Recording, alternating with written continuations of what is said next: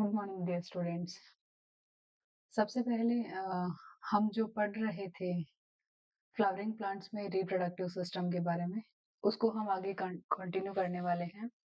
तो जितनी प्रक्रियाएं अपन इसमें इन्वॉल्व होती है, निषेचन होने से पहले पहले कौन कौन सी प्रक्रियाएं होती है, निषेचन कैसे होता है, और जब एक बार का निषेचन हो गया तो आगे कौन कौन सी प्रक्रियाएं इसमें इन्वॉल्व रहने वाली है, इसके बारे में पढ़ेंगे। ठीक है। यस, तो अब हम पढ़ने वाले हैं sexual reproduction in flowering plants. अपना टॉपिक चल रहा था फ्लावरिंग प्लांट्स, एंजियोस्पर्म को ही बोलते हैं, अपन को पता है। इसमें 3 टाइप की प्रोसेस मेजरली इन्वॉल्व रहती है। First one is pre fertilization. जब निषेचन हुआ है उससे पहले कौन कौन सी प्रक्रियाएं रहती है उसके बारे में पढ़ेंगे, दैट इज पोलन और पिस्टल इंटरेक्शन। फिर आती है बारी डबल फर्टिलाइजेशन, द्विनिषेचन की क्रिया। उसके बाद बारी आती है पोस्ट फर्टिलाइजेशन। पोस्ट फर्टिलाइजेशन में एक बार का जब फर्टिलाइजेशन हो गया तो कौन कौन सी डेवलपमेंटल स्ट्रक्चर्स है जिनमें चेंज हुए हैं, कौन कौन सी डेवलपमेंटल प्रोसेसेस में चेंज हुआ है, ये सारी चीजें अपन पढ़ने वाले हैं। ठीक है। तो सबसे पहले अपन देखते हैं परागकण और स्त्री केसर की इंटरेक्शन, अंतर क्रिया के बारे में। पोलन पिस्टल इंटरेक्शन अपन ने यहाँ भी पढ़ा था। प्री फर्टिलाइजेशन इवेंट है एक, मतलब फर्टिलाइजेशन अभी हुआ नहीं है, इनके इंटरेक्शन हो रहे हैं, तो कौन कौन सी प्रक्रिया इसमें इन्वॉल्व रहने वाली है, इसके बारे में पढ़ेंगे। तो सबसे पहले पोलन ग्रेन का जर्मिनेशन किस टाइप से होता है, आपको इस डायग्राम को अच्छे से देखना चाहिए कि ये स्टिग्मा है जिसके ऊपर कोई भी पोलन ग्रेन आके बैठा है। ठीक है। एक पोलन ग्रेन हो सकता है कि ये स्पीशीज स्पेसिफिक नहीं रहा होगा, इस कारण इसका फर्टिलाइजेशन नहीं हो पाया होगा, और हो सकता है कि ये वाला जो पोलन ग्रेन है इसको स्टिग्मा ने अडॉप्ट किया है। हो सकता है कि ये फास्ट मूवमेंट कर गया होगा और यहाँ तक जर्म सेल्स तक पहुंच गया होगा फीमेल की, या फिर हो सकता है कि प्रोटीन प्रोटीन इंटरेक्शन जैसे कोई प्रक्रियाएं होती हैं उसमें ये पास हो गया होगा और इसीलिए ये अंदर तक जाके फर्टिलाइजेशन करने में सक्षम रहा है, ओवरी तक गया है। ठीक है, फिर इसने फर्टिलाइजेशन किया है। ठीक है। All events from pollen deposition on stigma until until pollen tube enters the ovule are together referred to as a pollen pistil interaction. जितनी भी प्रक्रियाएं पोलन और स्टिग्मा के बीच में होने वाली है इनको पोलन पिस्टल इंटरेक्शन बोलते हैं। ठीक है। अब जर्मिनेशन कैसे हुआ है पोलन ग्रेन का, इसके बारे में अपन देखने वाले हैं। सबसे पहले पोलिनेशन हुआ। पोलिनेशन की प्रक्रिया अपन ने लास्ट लेक्चर में पढ़ी थी। पोलन ग्रेन्स जर्मिनेट हुए हैं स्टिग्मा के ऊपर। सबसे पहले सबसे बड़ा चैलेंज ही यही था कि स्टिग्मा पे पोलन ग्रेन आएगा कैसे। हो सकता है वो सेम प्लांट से आया होगा, हो सकता है वो दूसरे प्लांट से आया होगा, हो सकता है वो सेम फ्लावर कर रहा होगा। ये सारी तीनों चीजें अपन ने परागण की प्रक्रिया के टाइम पढ़ी थी, पोलिनेशन के समय पढ़ी थी। ठीक है। They observe most. अब ये जो एक बार का जब पोलन ग्रेन यहाँ पे आ चुका है, डायग्राम में देखो यहाँ पे जब एक बार का पोलन ग्रेन आ चुका है तो ये ऑब्जर्व मॉइस्चर को ऑब्जर्व करना चालू कर देंगे, sugar content from stigma and swell up, और स्टिग्मा का भी शुगर कंटेंट भी ऑब्जर्व करना स्टार्ट कर देंगे ताकि ये बहुत जल्दी से ग्रो कर पाए। ठीक है। The intine of pollen grain grows outgrowth that the any one germ pore of exine. अब यहाँ पे जो पोलन ग्रेन था इसकी आउटग्रोथ अपन ने इस डायग्राम में देखी है। ठीक है, और ये एक्साइन से हो रही है, ये अपन ने पोलन ग्रेन के स्ट्रक्चर में पढ़ा था। In the form of tube like outgrowth which is called pollen tube. Pollen tube का फॉर्मेशन होता है। ये जो ट्यूब लाइक स्ट्रक्चर आपको दिख रही होगी, ये अपना सबसे पहले पोलन ग्रेन था, आउटग्रोथ हुई, ट्यूब लाइक स्ट्रक्चर बनी। अब इस ट्यूब लाइक स्ट्रक्चर में मेल जर्म सेल्स भी होंगी। ठीक है। ये यहाँ तक कैरी करने का काम करता है, ये ट्यूब लाइक स्ट्रक्चर है, ये आगे जाके फीमेल जर्म सेल से मिल गई, तो इस टाइप से पोलन ट्यूब का फॉर्मेशन हुआ है। ठीक है। अब यहाँ पे दो टाइप की सिचुएशन अपन को देखने को मिलती है। एक तो है मोनोसाइफोनिक कंडीशन, दूसरी है पॉलीसाइफोनिक कंडीशन। ठीक है। मोनोसाइफोनिक कंडीशन में क्या है, वन पोलन ट्यूब है, वो डेवलप होएगा इन सेप्सिला एंड मोस्ट ऑफ और ये मोस्ट ऑफ एंजियोस्पर्म में देखने को मिलता है, कैप्सुला में भी देखने को मिलता है। ठीक है, इट इज कॉल्ड मोनोसाइफोनस कंडीशन। ठीक है, एक ही पोलन ट्यूब डेवलप होती है, ऐसी एक ही पोलन ट्यूब देखने को मिलेगी अपन को। ठीक है, इसका एग्जांपल है कैप्सुला और एंजियो, मोस्ट ऑफ एंजियोस्पर्म में यही देखने को मिलती है। फिर आती है पॉलीसाइफोनस कंडीशन। पॉली नाम से पता लग रहा है मोर देन वन। ओके, तो more than one pollen tube develop होती है इनमें। एग्जांपल है इसका Malvaceae family, Cucurbitaceae family. Okay, इसके बाद में अपन नेक्स्ट चीज के बारे में देखते हैं, पोलन पिस्टल का इंटरेक्शन कैसे हुआ। तो सबसे फर्स्ट स्टेप यहाँ पे मेजर स्टेप जो इन्वॉल्व किया गया है वो है कि कोई भी पोलन स्टिग्मा पे आके बैठा है, तो स्टिग्मा को पता कैसे चलेगा कि ये सेम स्पीशीज का है या किसी दूसरी स्पीशीज का पोलन है। ठीक है, इसके लिए स्टिग्मा के पास स्पेसिफिक प्रोटीन्स होते हैं और जो पोलन के प्रोटीन्स है उनका इंटरेक्शन होना बहुत आवश्यक है। अगर यहाँ पे प्रोटीन प्रोटीन इंटरेक्शन की प्रक्रिया सफल रही तो ही ये प्रोसेस आगे बढ़ पाएगी। अगर यदि ये प्रक्रिया किसी कारणवश आगे नहीं बढ़ पाती है, प्रोटीन प्रोटीन इंटरेक्शन की, तो ये जो जर्मिनेशन की प्रोसेस यहाँ पे ही नहीं हो पाएगी, या ये यहाँ पे प्रोसेस आगे नहीं बढ़ पाएगी, ये जर्मिनेट नहीं कर पाएगा। ठीक है, इसके बाद में अपन सॉरी फर्टिलाइजेशन के इवेंट नहीं हो पाएंगे। फिर इसके बाद में अपन सेकेंड एक टाइप की कंडीशन ये भी बन सकती है कि मान लो ये स्टिग्मा है, यहाँ पे बहुत सारे पोलन आके बैठे हैं, बहुत सारे अलग अलग स्पीशीज के इंडिविजुअली पोलन आके बैठ सकते हैं। कोई भी पोलन उड़ते हुए किसी भी मीडियम के थ्रू मान लो यहाँ पे आके बैठ गया, तो मान लो अगर यदि कोई दूसरी स्पीशीज का पोलन यहाँ पे आके बैठा, तो ये आगे पोलन ट्यूब का फॉर्मेशन ही नहीं कर पाएगा। ठीक है, और अगर भी मान लो सेम स्पीशीज का पोलन है, तो ये आगे पोलन ट्यूब बना लेगा और अपने न्यूक्लियस को फीमेल के न्यूक्लियस तक भेज देगा।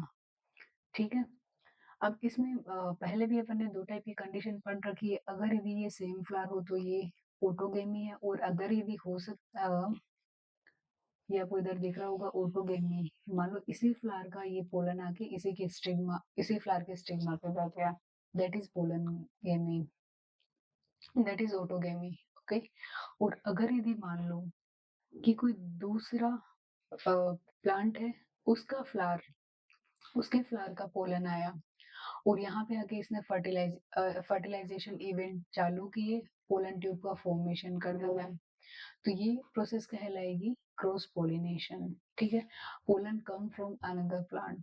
ओके, अब यहाँ पे देखो ये जो मिडिल में जो दिख रहा है ब्लू कलर का, ये वाला, ये राइट टाइप का पोलन कंपेटिबिलिटी शो कर रहा है, तभी इसमें इसने पोलन ट्यूब का ग्रोथ शो कर पाया है ये। और ये जो स्मॉल वाला ये जो येलो कलर के स्ट्रक्चर्स दिख रहे हैं, ये पोलन ट्यूब का फॉर्मेशन नहीं कर पाए। क्यों? क्योंकि इनकी पोलन कंपेटिबिलिटी नहीं बैठ पाई, तो ये रॉन्ग टाइप के पोलन इनकम्पेटिबल है। आई बात समझ में यहाँ तक? इसके बाद में अपन बात करते हैं, ये स्टिग्मा है, इसके ऊपर पोलन आया, इसका एग्जाइम था, इसके अलावा यहाँ से पोलन ट्यूब का फॉर्मेशन होने लग गया। पोलन ट्यूब एन टाइप की स्ट्रक्चर है। ठीक है, और जो पोलन का आउटर स्ट्रक्चर है दैट इज एक्साइन, यहाँ पे कंपेटिबल प्रोटीन्स पाई जाती है, इनका फॉर्मेशन टेपिटम करती है, that is to one type of structure. ठीक है, इसके अलावा यहाँ पे स्पोरो, इनको अपन जो पोलन है इनको अपन स्पोरोफाइटिक बोलते हैं, और फीमेल वाला पोर्शन इनको गेमेटोफाइटिक बोलते हैं। ये फीमेल प्लांट का स्टिग्मा है, ये स्टाइल है, ये वर्तिकाग्र है, ये वर्तिका है। ठीक है, अब जर्मिनेशन पोलन ग्रेन का दो टाइप से देखा था, एक तो मोनोसाइफोनिक कंडीशन देखी थी, एक पॉलीसाइफोनिक कंडीशन देखी थी। मोनो में अपन ने देखा था कि एक ही पोलन ट्यूब का डेवलपमेंट हुआ है, और पॉलीसाइफोनिक कंडीशन में अपन ने देखा था कि एक से ज्यादा टाइप की पोलन ट्यूब का डेवलपमेंट हो गया है। ठीक है, इसके बाद में यहाँ तक पोलन आ चुका है स्टिग्मा पे, इसने पोलन ट्यूब का फॉर्मेशन कर लिया है। अब सबसे पहले ओव्यूल के अंदर एंट्री कैसे करेगा, तो इसकी एंट्री के लिए तीन मेजर तरीके हैं जो अपन को ध्यान में रखने हैं, that is porogamy, second one is chalazogamy और थर्ड वन इज मीज़ोगेमी। इन तीनों के नाम से ही आपको पता लग रहा होगा पोरोगेमी। पोर यहाँ पे था, माइक्रोपाइल एंड है, यहाँ पे पोर दिख रहा था अपन को, इससे अगर भी इसने एंट्री मारी है पोलन पोलन ट्यूब ने यहाँ से एंट्री मारी है, तो ये हो गया पोरोगेमी, पोर के थ्रू एंट्री मारी है। एक है चेजोगेमी, चलाजा सॉरी चलेजोगेमी। चलेजोगेमी में चलाजा वाला रीजन है, यहाँ पे आप देख रहे होंगे ये चलाजा वाला रीजन है, यहाँ से अगर भी पोलन ट्यूब ने एंट्री मारी तो ये हो गया चलेजोगेमी। सेकंड है मेजोगेमी। मेजो मतलब मिडिल पार्ट, हर कहीं से उसने बीच में से हर कहीं से एंट्री मार ली, ना तो माइक्रोपाइल वाले रीजन से एंट्री मारी, ना ही तो इसने माइक्रोपाइल वाले रीजन से एंट्री मारी, ना ही इसने चलाजल रीजन से एंट्री मारी, इसने बीच में रेंडमली हर कहीं से एंट्री मार ली, फिर ये फर्टिलाइजेशन करने आ गया। तो ये सिचुएशन हो गई मेजोगेमी। अब इनके एग्जाम्पल अपन को अच्छे से ध्यान रखने हैं, ठीक है। ये जो पोरोगेमी है, इसके एग्जाम्पल तो मोस्ट ऑफ ऑल एंजियोस्पर्म में पाया जाता है, कैप्सुला इसका एग्जाम्पल ले रखा है। चेलेजोगेमी है, ये बेटुला में पाया जाता है और वॉलनट में पाया जाता है, ठीक है। इसके अलावा मेजोगेमी, मेजोगेमी पिस्टिया और पोपुलस में पाया जाता है। एग्जाम्पल जहाँ तक हो सके याद रह पाए तो बहुत अच्छी बात है। बाकी तीन टाइप से प्रोसेस होती है, ये अपन को पता होना चाहिए, और एग्जाम्पल भी कोशिश करना लर्न हो जाएंगे, ठीक है।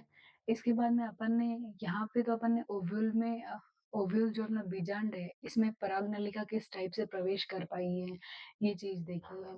इसके बाद में अपन ने देखा entry of pollen tube into embryo sac. जो अपने एम्ब्रियो में एंट्री मार ली, एम्ब्रियो मतलब बीजांड में इसने प्रवेश कर लिया है। अब भ्रूण कोश में किस टाइप से ये प्रवेश कर पाने में सक्षम रहेगा, इसके बारे में अपन पढ़ेंगे, ठीक है। एम्ब्रियो में आ चुका था, यहाँ तक अपन ने सॉरी यहाँ तक ओव्यूल में एंट्री मार चुका था। ओव्यूल के बाद में अब पोलन ट्यूब है वो एम्ब्रियो सेक में कैसे जा पाएगी, इसके बारे में अपन देखने वाले हैं, ठीक है। तो सबसे पहले इधर का डायग्राम अपन देख पा रहे हैं, यहाँ पे ये स्टिग्मा है, ये स्टिग्मा है, यहाँ पे अपना पोलन आया, ये पोलन है, यहाँ पे आया पोलन, इनमें से किसी एक, अब पोलन ट्यूब का फॉर्मेशन हो गया किसी एक पोलन के थ्रू, ये पोलन ट्यूब आ गई। अब इसने अगर भी यहाँ से एंट्री मारी है ये, ठीक है, एंटीपोडल है, पोलर न्यूक्लियाई है, ये यहाँ पे बीच में एक सेल्स दिख रही होगी, ये सिनर्जिट कंडीशन है, और ये माइक्रोपाइलर रीजन है, यहाँ से इसने एंट्री मारी है, ठीक है। अब ये ओव्यूल है, इसके अंदर ये वाला हाइलम रीजन है, ये सारी चीजें अपन को पता है। इस वाले पार्ट में कुछ ना कुछ इवेंट हो रहा है, इनको अपन थोड़ा सा डिटेल में पढ़ने वाले हैं, ठीक है।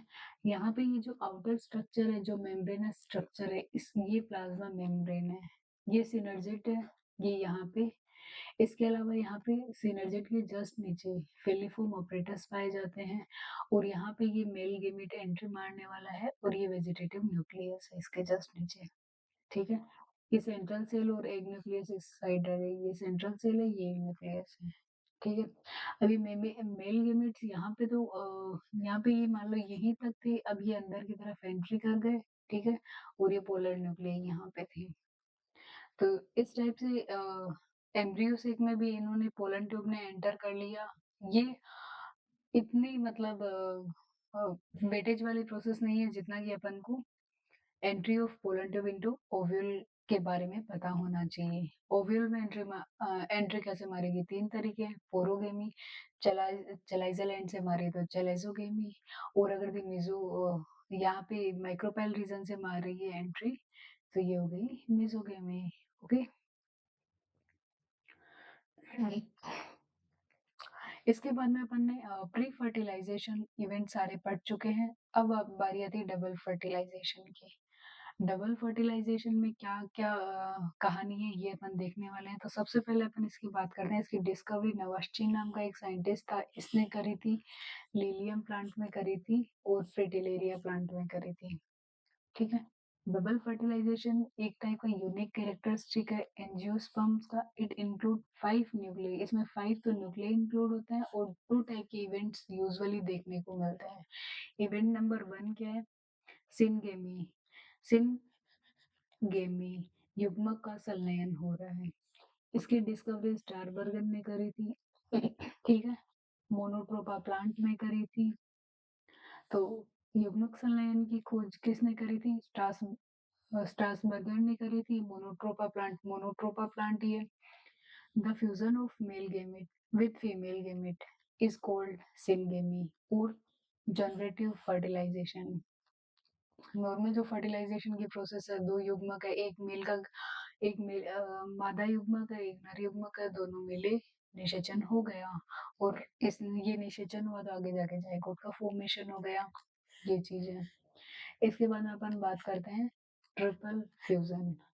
ट्रिपल फ्यूजन की क्या कहानी है, मैं आपको आगे डायग्राम के माध्यम से समझाना चाहूंगी, बहुत इजीली आपके समझ में आ जाएगा।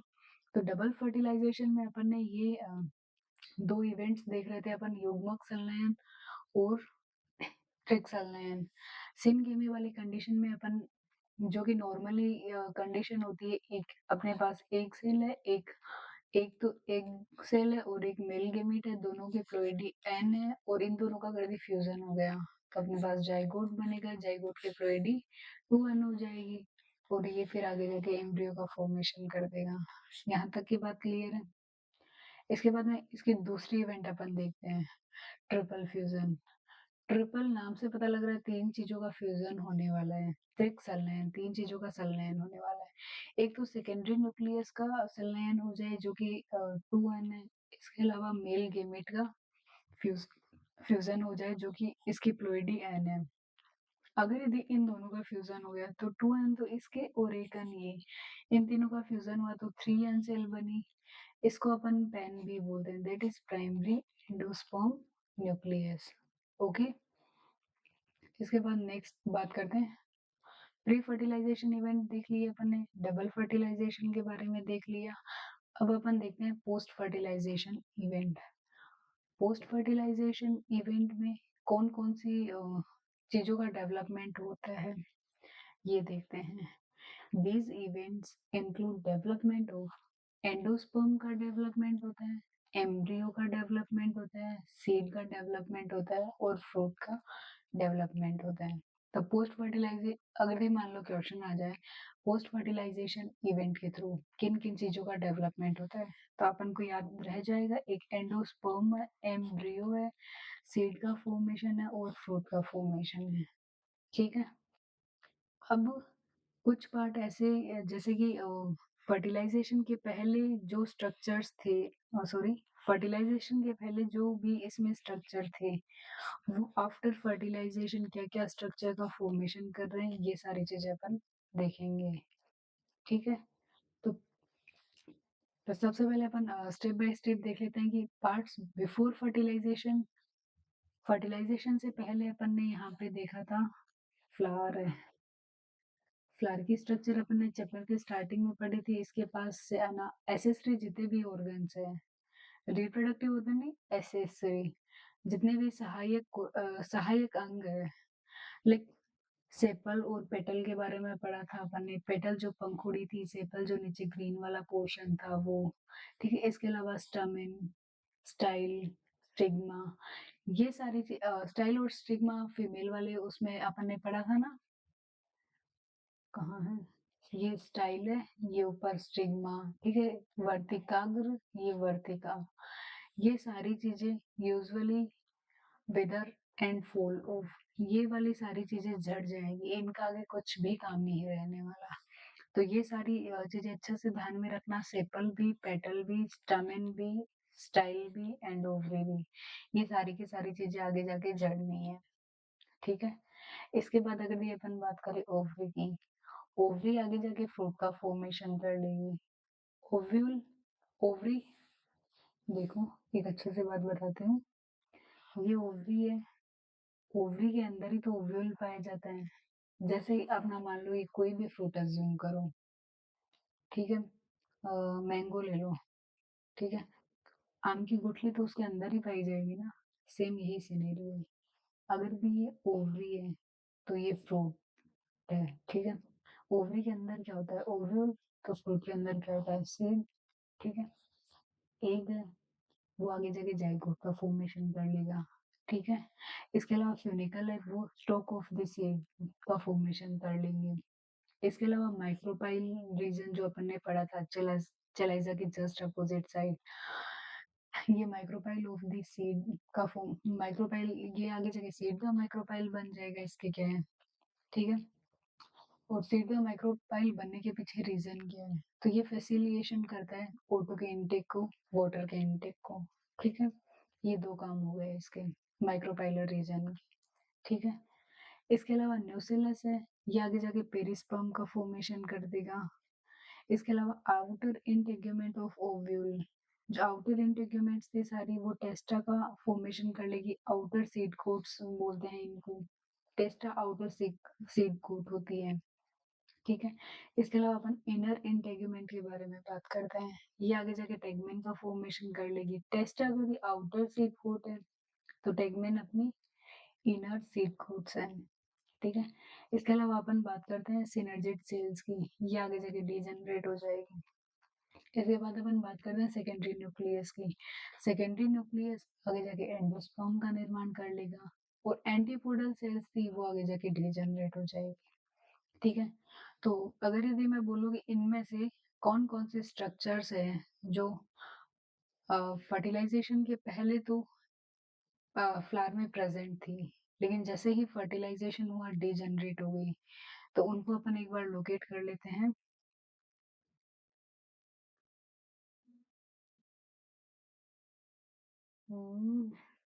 Which colour, this one. एक तो अपन ने पढ़ा ये वाली, सेपल भी, पेटल भी, स्टाइल भी, स्टिग्मा भी और ओवरी भी, ये सारी चीजें फॉलन ऑफ हो रहा था इनका, ठीक है। तो एक तो ये हो गया, ठीक है, एक तो ये हो गया। इसके अलावा अम, अपन ने पढ़ा था ये सिनर्जिड सेल्स अपनी, ये भी आगे जाके डीजनरेट हो जाएगी। इसके अलावा जो अपनी एंटीपोडल सेल्स हैं वो भी आगे जाके डीजनरेट हो जाएगी। तो आगे जाके डीजनरेट होने वाले स्ट्रक्चर्स का पता है। अब इसके अलावा जो ये तीन है, वो बहुत अच्छे से अपन को पता होना चाहिए कि ओवरी आगे जाके फ्रूट का फॉर्मेशन कर रहा है, ओव्यूल सीड बना रहा है, और एग है वो जाइगोट का फॉर्मेशन कर रहा है, ठीक है। इसके अलावा सच कुछ नहीं है। टेबल को बहुत अच्छे से एक दो बार पढ़ लेना, ठीक है।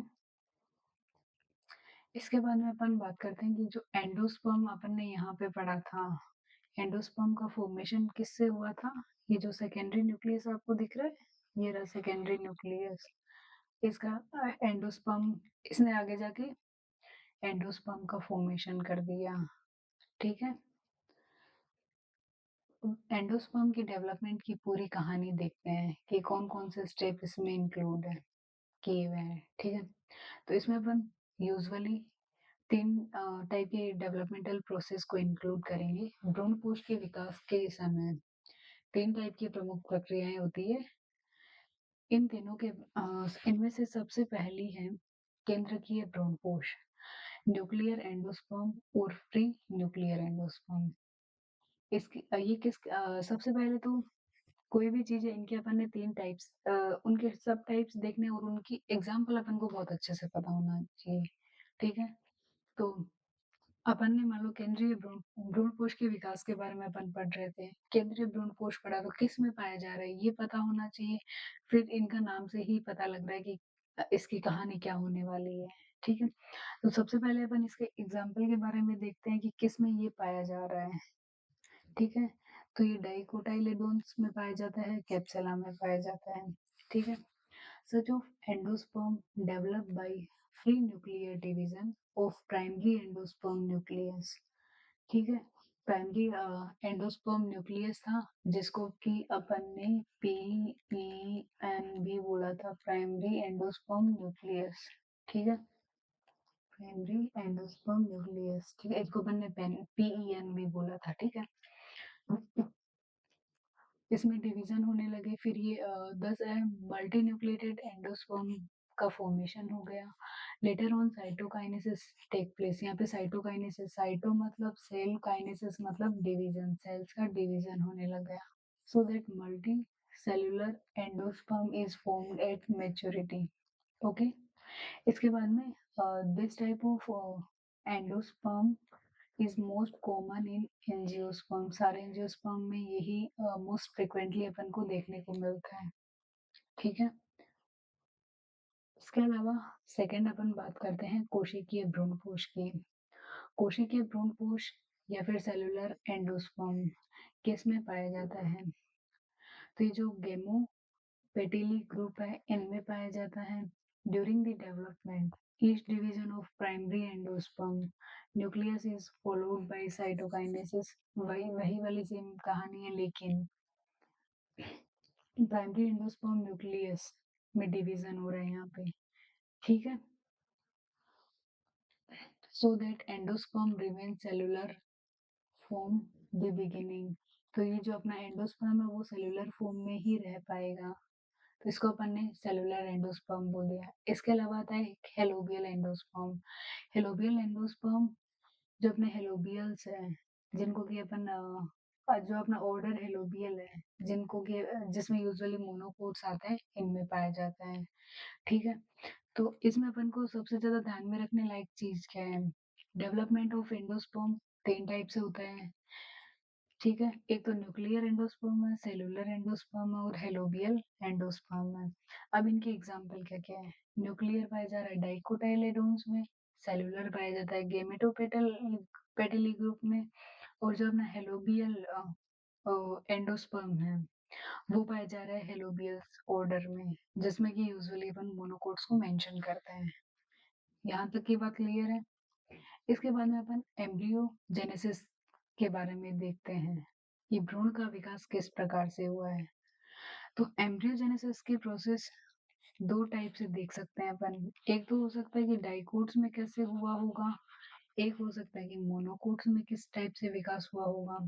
इन दोनों में मजे की बात ये है कि हल्का सा डिफरेंस है डेवलपमेंटल प्रोसेसेस में। ठीक है, तो डेवलपमेंट ऑफ सबसे पहले अपन डाइकोटाइलेडोन के बारे में देखते हैं। Development of embryo and dicotyledons. द्विबीजपत्री पादपों में भ्रूण का विकास किस प्रकार से हुआ है? तो इसके लिए अपन ने एक मॉडल ऑर्गेनिज्म का मॉडल प्लांट सेलेक्ट किया है, क्रूसीफर या फिर क्रूसीफर और ओनेग्रेट टाइप। ठीक है, अपन जब कोई भी स्टडी कर रहे होते हैं तो अपन को एक मॉडल ऑर्गेनिज्म सेलेक्ट करना होता है, या फिर प्लांट्स के केस में अपन बात करें तो एक मॉडल प्लांट सेलेक्ट करना होता है, जिसको आइडेंटिकल मान के अपन अपने सारे एक्सपेरिमेंट परफॉर्म कर पाए। जैसे कि आप सब लोग मेंडल की कहानी से बहुत अच्छे से वाकिफ होंगे। मेंडल ने पी प्लांट पे काम किया था, तो उसको मॉडल प्लांट मान के उसी पे अपने सारे एक्सपेरिमेंट किए थे। ऐसे ही अगर भी अपन को पढ़ना है कि अपन डेवलपमेंट कैसे देखें एम्ब्रियो का, और वो भी डाइकोटाइलेडोन्स के केस में, तो अपन क्रूसीफर को लेंगे। ठीक है, इन angiosperm zygote undergo in resting phase. Angiosperm में जाइगोट रेस्टिंग फेज में चला जाता है। When the endosperm is formed develop in development sorry when when the endosperm is form, जब एक बार का एंडोस्पर्म बन गया तो डेवलपमेंट ऑफ जाइगोट स्टार्ट, फिर जाइगोट का निर्माण, भ्रूण का निर्माण होना शुरू हो जाएगा। ठीक है, तो इसमें ये तो सारा थ्योरेटिकल पोर्शन है, तो मैं आपको डायग्राम के फॉर्म में ये सारी प्रोसेस बहुत अच्छे से एक्सप्लेन कर देती हूँ। ठीक है, इससे क्या होएगा, आपको पूरे चैप्टर का बहुत अच्छे से आइडिया लग जाएगा। ठीक है, कि एम्ब्रियोजेनेसिस कितने टाइप का होता है, डाइकोटाइलेडोन्स में कैसे होता है और मोनोकोटाइलेडोन्स में कैसे होता है। ठीक है, तो सबसे पहले अपन डाइकोटाइलेडोन्स की बात करते हैं कि सबसे पहले अपने पास जाइगोट था, जब उसके पास अनफेवरेबल कंडीशन थी, तो इसने जाइगोट ने अपने चारों तरफ एक रेजिस्टेंस वॉल का फॉर्मेशन कर लिया। ठीक है, इसको अपन ने ओस्फोर बोला बोला है। ठीक है, जब फेवरेबल कंडीशन आई तो इसने, अब इसको पता लग गया कि मेरे लिए बाहर फेवरेबल कंडीशन आ गई, तो इसने डिवीजन करने चालू कर दिए। क्योंकि कोई भी जाइगोट है उसका एंड गोल क्या है कि मुझे मैक्सिमम नंबर में सेल्स का प्रोडक्शन करना है ताकि नई चीज का फॉर्मेशन हो जाए। ठीक है। जब फेवरेबल कंडीशन आई तो ये माइटोटिकली डिवाइड कर रहा था। ठीक है। अब एक सेल है तो यहाँ से दो सेल जब बनी तो ऊपर वाले को अपन ने बोला बेसल सेल है जो कि माइक्रोपाइल एंड की तरफ होगी, और नीचे की तरफ जो सेल थी उसको अपन ने टर्मिनल सेल बोला है जो कि चलाजल एंड की तरफ सेल होगी। ठीक है। ये टू सेल की स्टेज है। ये अपन को दिख रहा है जाइगोट वन सेल था, ये यहाँ पे एक बार डिवीजन हुआ है यहाँ पे, तो ये टू सेल स्टेज बन गई। ठीक है। अभी जो टू सेल स्टेज है आगे जाके किस टाइप से डिवाइड होएगी, किस टाइप से सेल का फॉर्मेशन करेगी, इसके बारे में अपन ध्यान पढ़ेंगे। ठीक है। तो ये जो बेसल सेल बोला था मैंने, ये इसमें तो ट्रांसवर्स डिवीजन होंगे।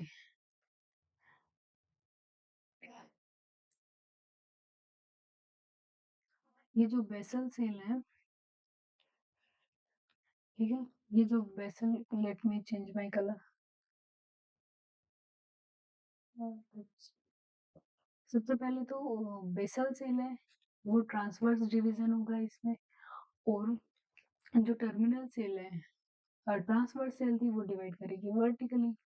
ठीक है। तो जो बेसल सेल है वो तो 7 से 10 तक सस्पेंसर सेल्स बना लेगी, और नीचे वाला टू सेल प्रोएम्ब्रियो स्टेज है, ये वाला टू सेल प्रोएम्ब्रियो, ये यहाँ पे 7 से 10 मेरे पास सस्पेंसर सेल्स का फॉर्मेशन हो गया था। ठीक है। अब आगे क्या हुआ, अपर मोस्ट सस्पेंसर सेल है, ग्रो करेगी और फॉर्म करेगी नोस्टोरिया का। ठीक है। इसके बाद में जो इनमें सबसे नीचे वाली जो लोअर मोस्ट सेल थी, ये सबसे ऊपर वाली सेल है, ये जो सबसे नीचे वाली सेल है lower most develop into hypophysis. ठीक है। एक तो नेस्टोरिया का डेवलपमेंट हो गया, एक हाइपोफाइसिस का डेवलपमेंट हो गया। अब ये यहाँ पे नीचे, सबसे नीचे देखो आप, यहाँ पे ये टू सेल एम्ब्रियो था, ये यहाँ पे टू सेल प्रो एम्ब्रियो दिख रहा है, अब ये फोर सेल एम्ब्रियो बन गया। फोर सेल एम्ब्रियो आगे जाके डिवाइड हुआ तो ये 8 सेल एम्ब्रियो बना लेगा। ठीक है। हाँ, तो इसको एक बार अच्छे से पढ़ लो कि अपन के पास जाइगोट है। पहले जब उसके पास अनफेवरेबल कंडीशन थी तो उसने अपने पास आउटर तरफ में रेजिस्टेंस वॉल का फॉर्मेशन कर लिया। जब फेवरेबल कंडीशन आई तो ये डिवाइड करना चालू करेगा, माइटोटिक डिवीजन होगा इसमें। बेसल सेल्स है वो माइक्रोपाइल एंड का फॉर्मेशन करेगी, जो टर्मिनल सेल्स है वो आगे जाके चलाचल इनका फॉर्मेशन करेगी। अभी टू सेल स्टेज है, ऊपर वाली बेसल सेल्स है उनमें ट्रांसवर्स डिवीजन होते जाएंगे, और नीचे वाली सेल्स है वो टर्मिनली डिवाइड हुई कि पहले टू सेल प्रो एम्ब्रियो बनाया, फिर फोर सेल स्ट्रक्चर आ गई, फिर फोर सेल स्ट्रक्चर जब आगे डेवलप हुई तो इसने 8 सेल स्टेज का निर्माण कर दिया। अभी जो अपने पास 8 सेल प्रो एम्ब्रियो बना है, ये यहाँ पे आपको दिख रहा होगा, यहाँ पे 8 सेल का प्रो एम्ब्रियो बना है। इसमें 2 टायर्स होंगे, और एक टायर में 4 कोशिकाएं, दूसरे में 4 कोशिकाएं, रेडिकल और प्लूमोल। रेडिकल आगे जाके रूट का फॉर्मेशन कर देगा, प्लूमोल आगे जाके सूट का फॉर्मेशन कर देगा। इसमें मान लो ये 2 टायर बने हैं, ऐसे इमेजिन करो। तो ये जो नीचे की तरफ है ये तो रूट का फॉर्मेशन कर देगी, ऊपर वाली है जो प्लूम्यूल वो शूट का फॉर्मेशन कर देगी, और ये अपना मिट्टी में गड़ा हुआ था तो नीचे की तरफ तो रूट का फॉर्मेशन होने लग गया, ऊपर की तरफ शूट का फॉर्मेशन होने लग गया। यहाँ तक की बात सही है। अब ये जो 8 सेल का प्रो एम्ब्रियो था ये आगे जाके ग्लोबुलर एम्ब्रियो में कन्वर्ट हो गया। ठीक है। डोमेटोजोन या फिर एपिडर्मिस का भी यहाँ पे ये जो अपना ग्लोबुलर एम्ब्रियो दिख रहा है आपको, इसकी जो सबसे आउटर लेयर है वो हो गई अपनी एपिडर्मिस, ये जो दिख रही है ये हो गई अपनी एपिडर्मिस। अब ये जो अपना ग्लोबुलर एम्ब्रियो है इसकी शेप में चेंजेस होते जाएंगे, ग्लोबुलर एम्ब्रियो आगे जाके हार्ट शेप्ड एम्ब्रियो में कन्वर्ट हो गया। हार्ट शेप एम्ब्रियो है वो हॉर्स शूज के जैसा शेप वाला एम्ब्रियो बना लिया है इसने। ठीक है। देन ये आगे जाके कोर्डेट एम्ब्रियो जैसा स्ट्रक्चर बना लेगा। ठीक है। तो एक तो अपन को ये पता होना चाहिए कौन से स्टेप में कौन-सा चेंजेस अपन को देखने को मिला है, फिर इनकी शेप में चेंजेस जैसे अपने पास पहले 2 सेल का प्रो-एम्ब्रियो था, फिर 4 फिर 8 सेल, फिर आगे ग्लोबुलर शेप का एम्ब्रियो बन गया, फिर अपना हार्ट शेप का बन गया, फिर हॉर्स शेप का बन गया। हॉर्स के आगे ये कोर्डेट एम्ब्रियो के जैसा इसने फॉर्मेशन कर लिया है। ये यहाँ पे देखो ये माइक्रोपाइलर रीजन है, दिख रहा होगा, और माइक्रोपाइल के जस्ट अपोजिट वाला चेलोसल रीजन। ये 2 कोटाइलेडोन्स के फॉर्मेशन हो गए। ये प्लूम्यूल प्लूम्यूल आगे जाके क्या बनाएगा? शूट का फॉर्मेशन करेगा, और ये रेडिकल है, ये रूट का फॉर्मेशन करेगा। अगर यदि मैं बोल दूँ कि यहाँ पे इमेजिन करो ऐसे ये मिट्टी है, तो ये जो दबा हुआ पोर्शन होता है, ये दिख रहा है ऊपर की तरफ, ये तो फ्लूम्यूल है, आगे जाके शूट का तने का निर्माण करेगा, और नीचे की तरफ जो रेडिकल्स है, ये नीचे जाके रूट का फॉर्मेशन करेंगे। यहाँ तक की बात क्लियर है? इसके बाद में इसी सेम डायग्राम को अपनी मैंने बुक में से दिखाया है कि अपने पास सस्पेंसर सेल्स थी, ये नीचे एम्ब्रियो सेल्स थी, इनमें किस टाइप से स्ट्रक्चरल चेंजेस हुए हैं, किस टाइप से अपने पास डर्मेटोजेंस का फॉर्मेशन हुआ है, फिर आगे जाके स्टेप बाय स्टेप मैनर में कैसे उनका हॉर्स वाली स्ट्रक्चर बनी है, फिर आगे जाके एंडिंग में कैसे अपने पास कोर्डेट वाला एम्ब्रियो जैसे स्ट्रक्चर बनी है। ये जो कोर्डेट एम्ब्रियो दिख रहा है ना, ऐसे स्ट्रक्चर बनी है। ठीक है, तो ये सारी चीजें अपन को एक बार अच्छे से ध्यान में कर लेनी है। ठीक है, ये अपन ने डाइकोटाइलेडोन्स के एम्ब्रियो फॉर्मेशन के बारे में बात कर ली कि भ्रूण का डाइकोटाइलेडोन से उनके भ्रूण का विकास किस प्रकार से होता है। द्विबीजपत्री पादपों के भ्रूण का विकास डायग्रामेटिक फॉर्म में ये डायग्राम्स अच्छे से लर्न कर लेना, सारे क्वेश्चन यहीं से बन जाएंगे। ठीक है, थ्योरी भी एक दो बार पढ़ना चाहो तो बहुत अच्छी बात है, बहुत अच्छे से क्लियर हो जाएगी चीजें, बाकी समझने लायक चीजें यही हैं। ठीक है, डाइकोटाइलेडोन्स के बारे में बात कर ली, अब अपन अपनी कहानी आती है मोनोकोटाइलेडोन्स के बारे में। ठीक है,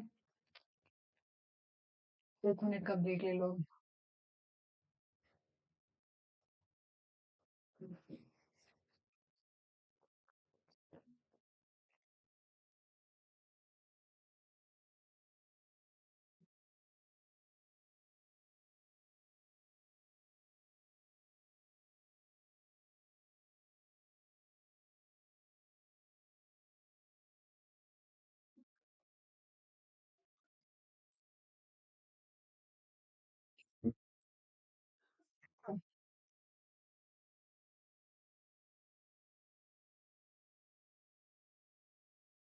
1 ने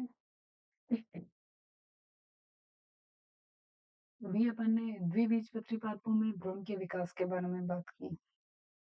अब अपन एक बीजपत्री पादपों में भ्रूण का विकास किस प्रकार से हुआ होगा, इसके बारे में बात करते हैं। ठीक है, तो यहाँ पे भी सेम वही कहानी, उधर भी जाइगोट था, इधर भी जाइगोट है। जाइगोट में एक ऊपर वाला सिरा, इधर देखो, ये जाइगोट में एक चैलेंजल एंड है, एक अपने पास माइक्रोपाइल एंड है। ठीक है, अब इसमें ट्रांसवर्स डिवीजन हो रहा है। ट्रांसवर्स डिवीजन के थ्रू एक थ्री सेल स्टेज का फॉर्मेशन हुआ। ये थ्री सेल स्ट्रक्चर दिख रही है ना अपन को। अब ये तीनों कोशिकाएं आगे जाके किस किस का फॉर्मेशन करती है, इसके बारे में देखना है। तो सबसे ऊपर वाले जो टर्मिनल सेल्स है, ये आगे जाके कोटाइलेडोन का फॉर्मेशन कर देगी।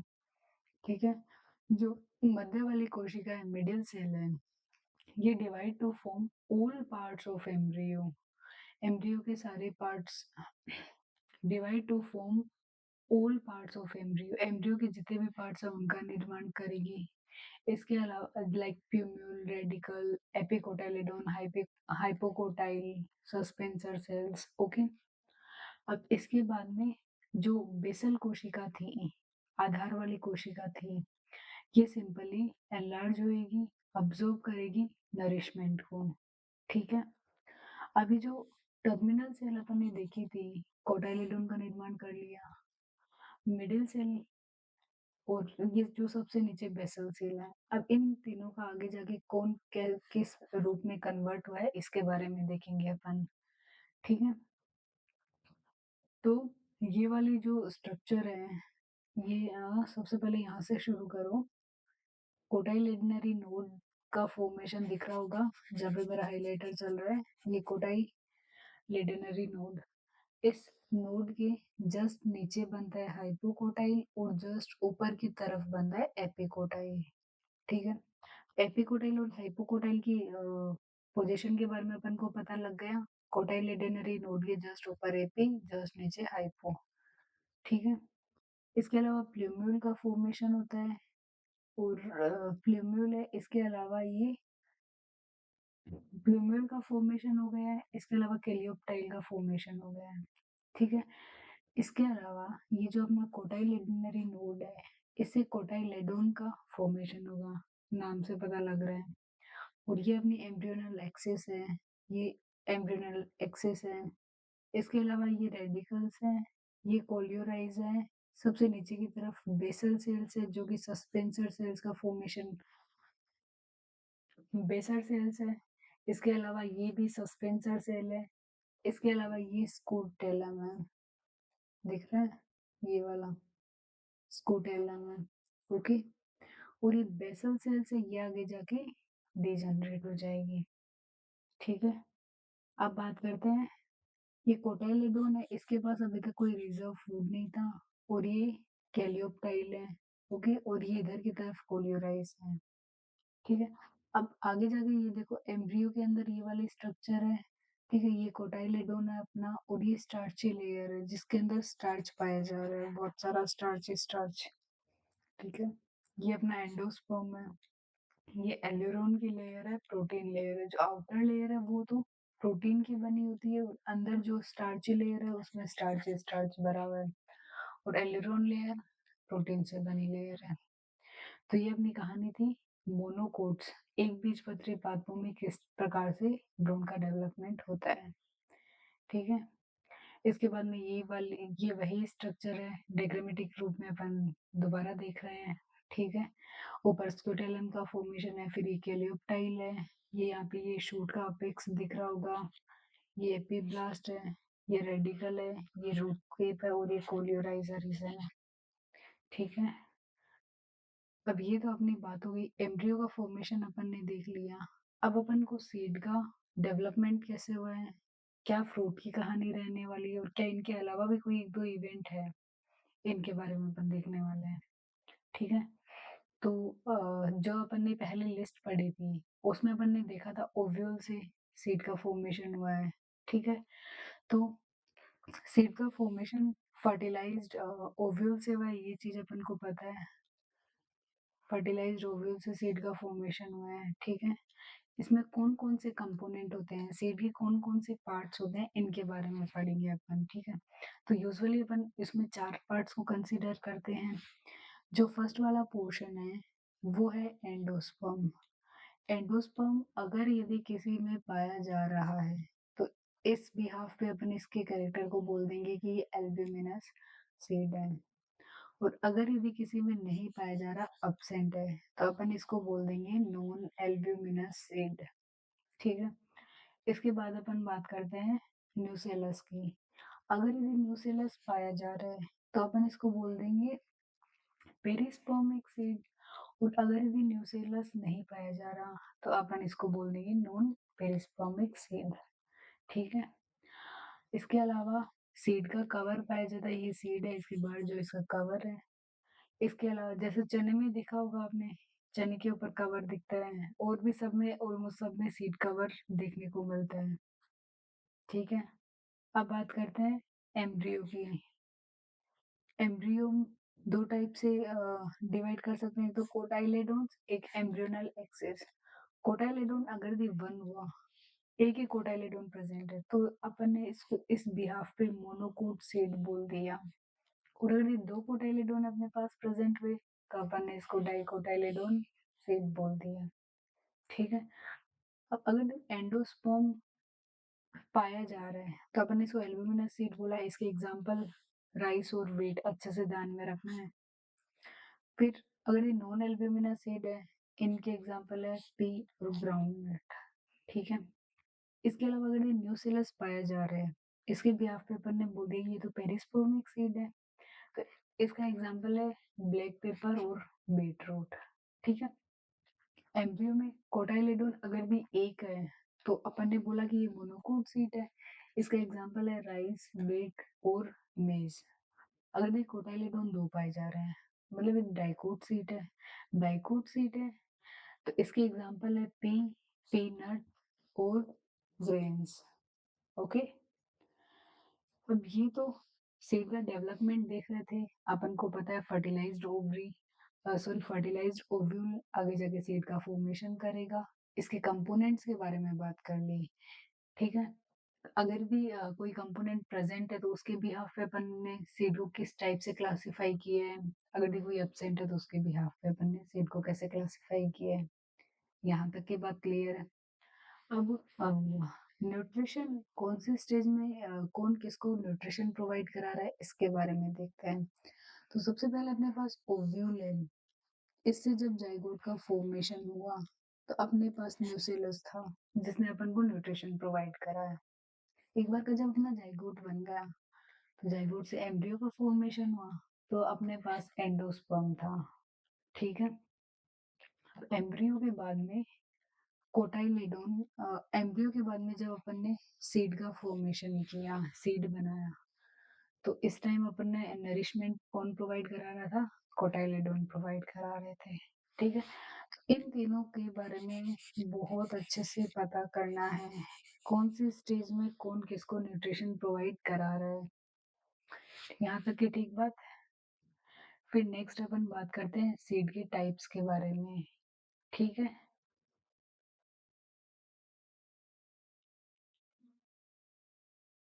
Types of seed usually seed are classified into two categories on the basis of presence or absence of endosperm। तो एंडोस्पर्म अपन पीछे पढ़ के आए। एंडोस्पर्म के बिहाफ पे अपन ने सीड को दो पार्ट में डिवाइड किया है, non endospermic, non albumen, non endospermic मतलब एंडोस्पर्म नहीं है, नाम से पता लग रहा है, एक्स एल्ब्यूमिनस सीड या फिर नॉन एल्ब्यूमिनस सीड। ठीक है, इसके एग्जाम्पल अपन को अच्छे से पता होना चाहिए। सीड है, इनके दो टाइप कौन कौन से हैं, नॉन एंडोस्पर्मिक, एंडोस्पर्मिक।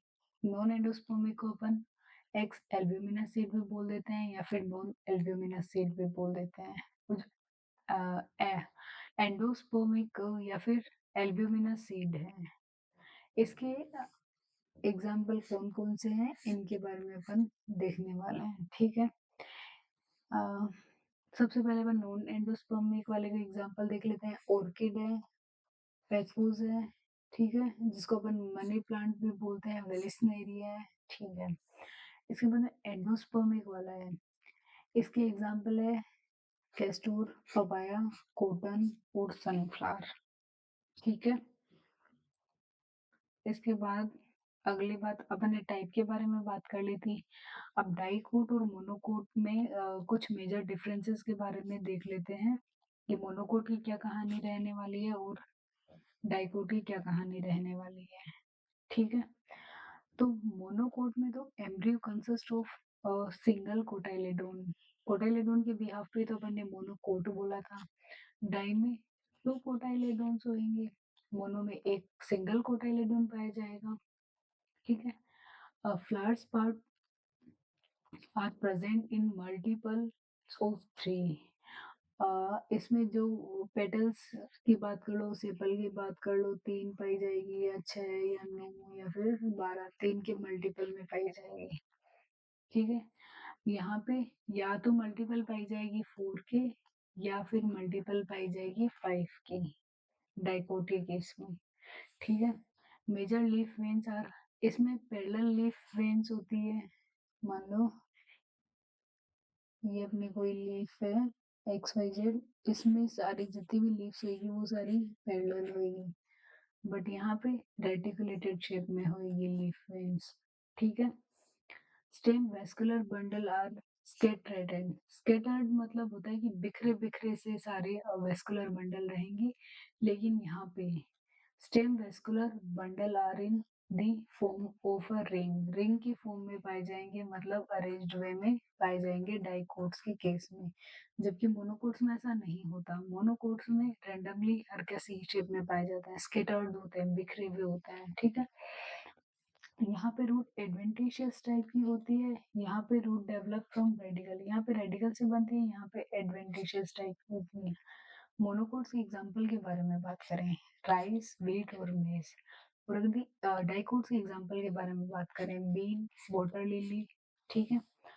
अब इन दोनों के बीज के बारे में थोड़ा सा डिफरेंस देख लो। डाइकोट का अपन एग्जाम्पल लिए बीन का बीज देखा है, और मोनोकोट में अपन ने कॉर्न का बीज, कॉर्न के बारे में देखा है, ठीक है। बैकवर्ड से अब इनमें देखो ऑलमोस्ट है ना, सारी स्ट्रक्चर्स एक जैसे ही दिखेगी आपको। एंडोस्पर्म है इसमें, एम्ब्रियो में क्या क्या है, एपिकोटाइल है, हाइपोकोटाइल है, रेडिकल है, कोटाइलेडोन है और सीड कोट है, ठीक है। लेकिन यहाँ पे एक कोटाइलेडोन है, इसकी वजह से ये मोनोकोट प्लांट हो गया, और यहाँ पे अगर ये दो कोटाइलेडोन है, इसके भी यहाँ पे अपन ने इसको डाइकोट सीड बोल दिया,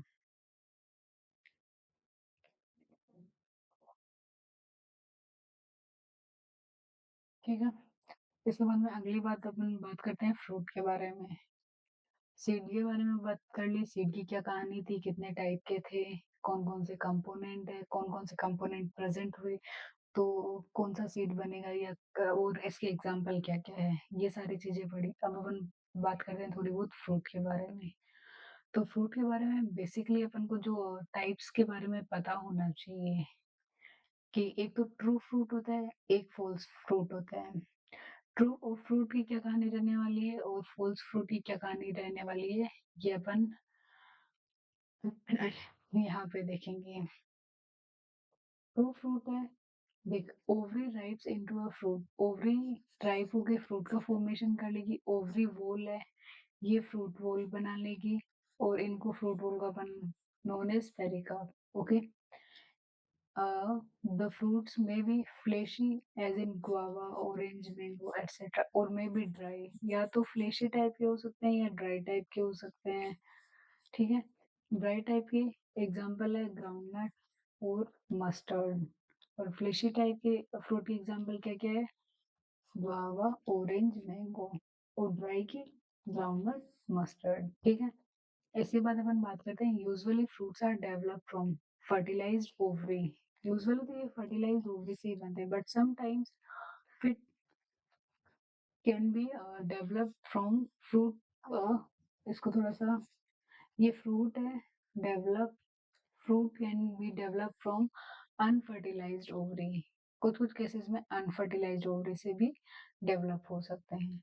this fruits are known as pericarp. Example है इसका banana. Parthenocarpy can be include through the application of growth hormone such as fruit and seedless. अब इसके दो एग्जाम्पल है, एक तो ट्रू फ्रूट जिसको कि अपन ने यू कप बोल दिया, एक फॉल्स फ्रूट जिसको कि अपन ने शोडो कप बोल दिया। ट्रू फ्रूट है, मतलब these fruits develop from ovary only, ovary से ही बने हैं, लाइक मैंगो और कोकोनट, ठीक है। इसके अलावा फॉल्स फ्रूट, शोडो कप, ये वाले फ्रूट्स जो कि ओवरी से नहीं बने हैं, इन विच थैलेमस और other floral part also take. यहाँ पे देखो, ट्रू फ्रूट था, ओवरी ने पार्ट लिया था केवल और केवल। फॉल्स है, यहाँ पे ओवरी पार्ट नहीं ले रही, कोई भी दूसरा फ्लोरल पार्ट पार्टिसिपेट कर सकता है। इसका एग्जांपल है एप्पल, स्ट्रॉबेरी, ठीक है, कैशू नट, ठीक है। इसके बाद में अपन नेक्स्ट बात करते हैं, फ्रूट के बारे में अपन ने देख ही लिया था, ट्रू फ्रूट के बारे में और फॉल्स फ्रूट के बारे में, ठीक है। अब इसके अलावा अपने एक चीज दी हुई थी, सिग्निफिकेंस अपन बाद में पढ़ते हैं, थोड़ा सा फ्रूट को कंप्लीट कर लेते हैं।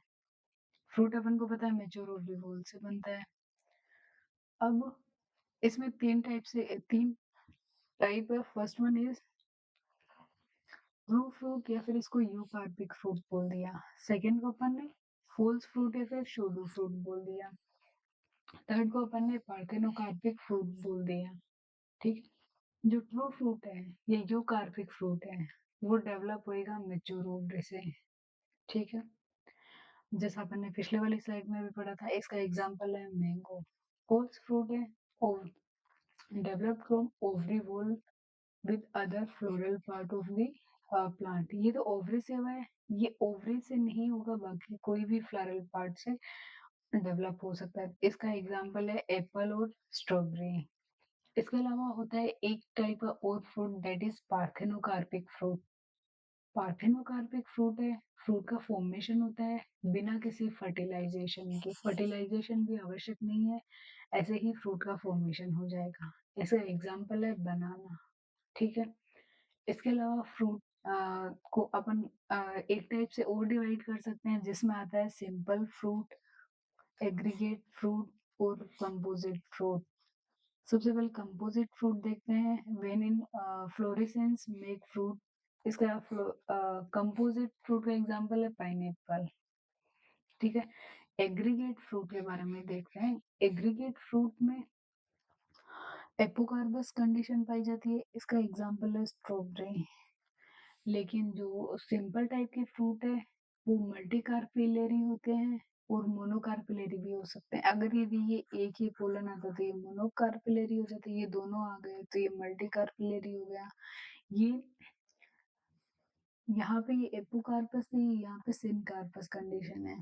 ठीक है, इसके अलावा सिंपल फ्रूट है, ड्राई फ्रूट्स या फ्लेशी फ्रूट बोल सकते हैं। पीछे वाली स्लाइड में अपन ने इसकी बात करी थी। ठीक है, अब अपन ने सीड का डेवलपमेंट कैसे होता है, फ्रूट का डेवलपमेंट कैसे होता है, ये सारी चीजें पढ़ ली। लेकिन जब सीड और फ्रूट का फॉर्मेशन हो ही गया तो इनके सिग्निफिकेंस के बारे में भी देख लेते हैं। जैसे फ्रूट का अपन को पता है मेच्योर ओवरी वो प्रोटेक्शन कर, फ्रूट है, ये क्या करेगा। हाँ, मान लो ये फ्रूट, किसी भी फ्रूट को इमेजिन करो, जैसे मान लो कि तुम अमरूद को इमेजिन करो। एक अमरूद है, इसके अंदर कितने बीज पाए जा रहे हैं। एक तरबूज है, कितने बीज पाए जा रहे हैं। और अगर यदि ये बीज मान लो कि तरबूज के अंदर नहीं होते तो हो सकता है कि ये बाहर की एनवायरमेंटल कंडीशन में सर्वाइव नहीं कर पाते। ठीक है, तो इस टाइप से ये प्रोटेक्शन प्रोवाइड करा रहे हैं सीड को, और सीड के डिस्पर्जन में भी हेल्प कर रहे हैं। अब सीड है, इसकी क्या सिग्निफिकेंस है। सीड एक टाइप ऑफ फर्टिलाइज्ड एम्ब्रियो है। सीड का फॉर्मेशन, सीड आगे जाके फॉर्मेशन करेगा सीड कोट का। ठीक है, और सीड कोट प्रोटेक्शन का काम कर रही है। ये यहाँ पे देखो एरो एरो की फॉर्म में सारी चीजें मेंशन कर दी मैंने तो एक स्लाइड में। तो सीड कोट है ये आगे जाके प्रोटेक्शन का काम कर रहा है। ठीक है, seed product of fertilisation, seeds है वो प्रोडक्ट है फर्टिलाइजेशन की। सीड वाइएबिलिटी, सीड का लाइफ टाइम के बिहाफ पे अपन देख सकते हैं कि वो अभी एबल है जर्मिनेट करने में कि नहीं एबल है। ठीक है, इसके अलावा यहाँ पे सीड है, सीड। सीड है only structure in plant which need water for germination. और अपन एंजियोस्पर्म की लाइफ साइकिल की किसी भी स्टेज में अपन पानी की इम्पोर्टेंस नहीं देखेंगे, लेकिन जब सीड का जर्मिनेशन होना है तो उसे आवश्यक रूप से पानी चाहिए। ठीक है, एक सीड है, उसमें अगर यदि अपन ने 10 to 15% वाटर को आउट कर लिया, रिमूव कर लिया, ठीक है, तो उसका डिहाइड्रेशन हो जाएगा। और अगर यदि फ्रूट का डिहाइड्रेशन हो गया तो ये फ्रूट भी क्या अपने लिए सिग्निफिकेंट हो सकता है। बिल्कुल हो सकता है। एक तो ये अपने ट्रांसपोर्टेशन को बहुत फैसिलिटेट बनाएगा, अपने आवागमन को बहुत सुगम बनाएगा। इसके अलावा इसको स्टोर करके रखते हैं, जैसे कि आप किचन में जाके देखना आपको कौन कौन से सीड दिखे जो अपन ने बहुत टाइम से स्टोर कर रखे हैं। कभी दाल बना लेते हैं, कभी कोई सब्जी में यूज कर लेते हैं। ठीक है, अब मान लो कि डिहाइड्रेशन तक तो कहानी चलो फिर भी ठीक थी, और ज्यादा इसका पानी निकलता जा रहा है तो डोरमेंसी फेज आ जाती है। डोरमेंसी में एक बार का सीड चला गया तो अपन बोलते हैं कि ये स्लीपिंग स्टेज है सीड की। Okay, seed unable to germinate, जब एक बार का डोरमेंसी में चला गया तो वो सीड बेचारा जर्मिनेट भी नहीं कर पाएगा। यहाँ तक की कहानी क्लियर है। फ्रूट के बारे में अपन ने देख लिया। अब है ना तीन है ना अपने नाम मेंशन किए हुए हैं सिलेबस में जिनके बारे में अपन पढ़ने वाले हैं। एक तो है एपोमिक्सिस, एपोमिक्सिस या असंजनन। ये जो फर्स्ट लाइन है वो आपको बहुत अच्छे से ध्यान में रखनी है कि फॉर्मेशन ऑफ सीड या फिर प्लांट विदाउट फर्टिलाइजेशन। यहाँ पे कोई फर्टिलाइजेशन की प्रोसेस नहीं हो रही, लेकिन फिर भी या तो सीड का फॉर्मेशन हो जाएगा या फिर प्लांट का फॉर्मेशन हो जाएगा। ठीक है। एपोमिक्सिस है, वो मिमिक करता है सेक्सुअल रिप्रोडक्शन को। ठीक है। डज नॉट इन्वॉल्व, लेकिन मेयोसिस भी इन्वॉल्व नहीं होता, सिनगेमी भी इसमें इंक्लूड नहीं होते। एपोमिक्सिस के दो टाइप होते हैं, एक तो है वेजिटेटिव एपोमिक्सिस, एक है एगेमो एपोमिक्सिस। जो वेजिटेटिव एपोमिक्सिस है, यहाँ पे कोई सीड की जरूरत नहीं होती और ये वेजिटेटिव प्रोपेग्यूल के थ्रू बनता है। सॉरी, वेजिटेटिव एपोमिक्सिस को अपन को देखना है तो अपन वेजिटेटिव प्रोपेग्यूल्स को देख सकते हैं। जैसे कि मैंने आपको पहले लेक्चर में बताया था, ये आलू है, इसके ऊपर आंखें उग गई, ये अपना वेजिटेटिव प्रोपेग्यूल है। ठीक है। यहाँ पे अगर ये नया आलू अपन को बनाना है तो इस आंख को काटा, जमीन में लगाया, नया आलू का पौधा आ जाएगा। तो अपन को कहीं सीड की जरूरत नहीं पड़ी ना।